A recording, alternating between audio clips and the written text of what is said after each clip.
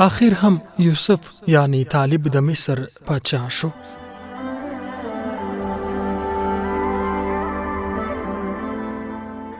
وخت د هر څه سره ملاقات کړو. امن وو، خوشحالي وه، د خوښیو بازارونه ښه پراخ وو، غمونه، ورانۍ او بدبختۍ نه وې. د سپینو ستورو قطارونو به د سپینې سپوږمۍ په اشاره حرکت کاوه. کله یو ګاونډ مو د مسافرو او نادارو آرامګاه وه.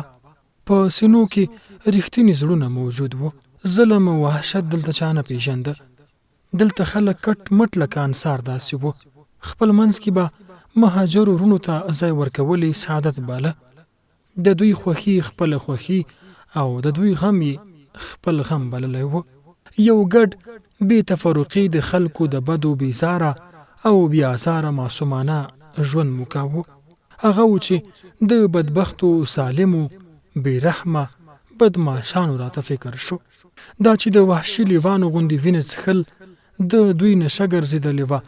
دوی حیوان صفتو، پر انسانیت رحم نه درلوده، د بل رحم یې هم نه شو زغملی.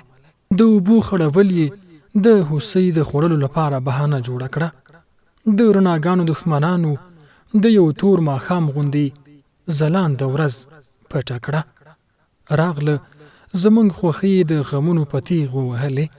زمونږ د خړو کلیو د ځوانانو سهارني او مازدیګري تر ونو لاندې د مرغانو د ښکلي اوازونو سره ګډ مجلسونه یې په فاتحو بدل کړل.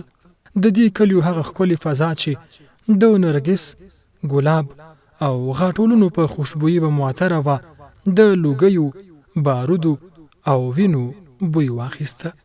د رڼاګانو وزرې ماتې کړې، پر ځای د خلکو پر سر د تیارو او وحشتونو وزرې خپرې کړې.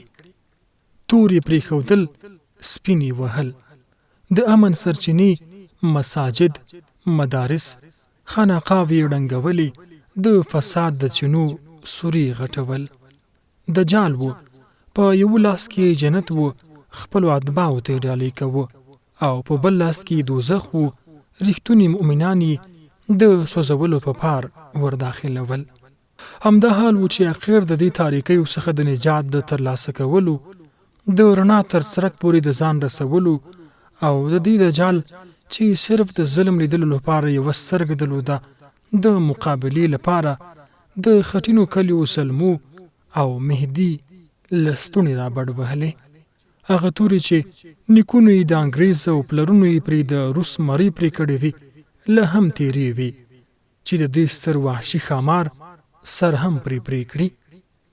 له هم هغه مجاهد استادان موجود وو چې کولی شول د جهاد او قتال درس خپلو نویو اتلانو ته په همهغه تجربه او مهارت سره ورکړي په کومو چې د نړۍ دوه سترې امپراتورۍ نړولې وې.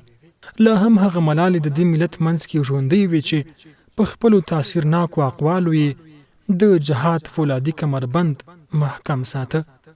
زلمو سمدلاسه د بدریو په څیر په نشته امکاناتو او د الله جل جلاله په پوره توکل د ایثار میدان ته راودانګل. او ماغسې د لیونو خطاب ورته وشو، لکه تل چې په تاریخ کې د اسلام مجاهدینو ته شوی دی. او ماغسې زمونږ د ازادۍ شعار د قیصر او کسرا د خندا لامل و. هیڅ پروا ونه شوه. د الله او رښتونو مؤمنانو ترمنځ قوي ربط موجود و. زلمي لاړل، د دوستانو قریبانو منځ کې اوسېدل، د کلیو ګودرونو سهارني او ماښاماني مجلسونه یې پرېښودل. بیا به د کلیو د خوشحالیو او غمونو برخوال نه و. یاد یې د کلیو د مجلسونو له فهرست څخه ووته. د پسرلي د اولنیو ګلونو غوندې د دنونه زیات کم او محدود شو.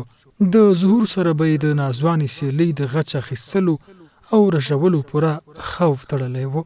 کله کله به ډیر پټ یو ځل خپلو جونګړو ته په زیات احتیاط راتلل. په راتګ به یې زړونه داسې تازه کېده لکه انګار ته چې پوکی وکړي، خو بیرته د ژمي د کمکي مازدیګر د لمر غوندې ژر له نظره وتل.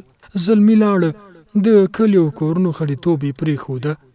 د ښارونو عادت یې هم هیر شو. لکه بازان تل یې د هسکو غرونو څوکې خوښولې. څیرو جامو، ببر سر، خړې چانټې، کله شینکوپ او د ملنګۍ ژوند به یې ښکلې اوسانیو ته لا ښکلا وربښله. له خندا سره ناشنا سول.